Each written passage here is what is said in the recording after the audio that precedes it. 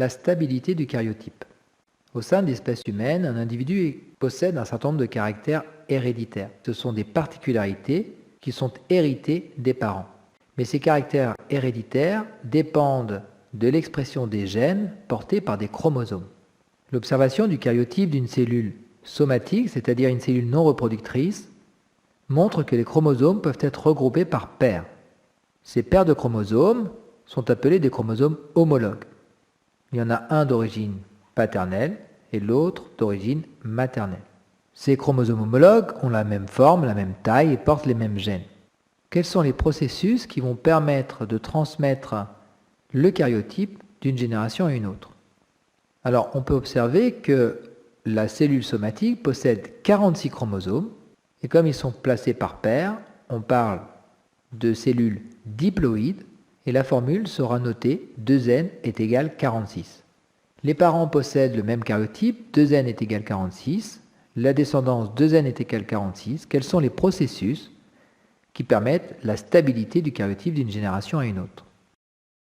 L'homme et la femme vont produire des cellules reproductrices au niveau de leurs organes reproducteurs et le karyotype des cellules reproductrices, des gamètes mâles et femelles, possède 23 chromosomes. Les gamètes, spermatozoïdes et ovules, ne comptent qu'un seul exemplaire de chaque type de chromosome. Les gamètes sont appelées des cellules haploïdes, comportant N chromosomes. Le processus qui permet le passage d'une cellule diploïde à une cellule haploïde est appelé la méiose. Maintenant, pour permettre la stabilité du karyotype d'une génération à une autre, l'union des cellules reproductrices va permettre la formation d'une cellule œuf contenant un karyotype identique aux parents. Le processus qui permet de passer de deux cellules haploïdes à une cellule diploïde est appelé la fécondation. La méiose et la fécondation se succèdent au cours du développement qui va garantir, sauf accident, la stabilité du karyotype d'une génération à la suivante.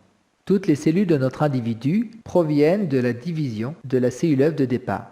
Cette cellule œuf contient 2n est égal 46 chromosomes qui vont se retrouver de cellule en cellule. Le processus qui va permettre de maintenir le nombre de chromosomes d'une cellule à une autre s'appelle la mitose.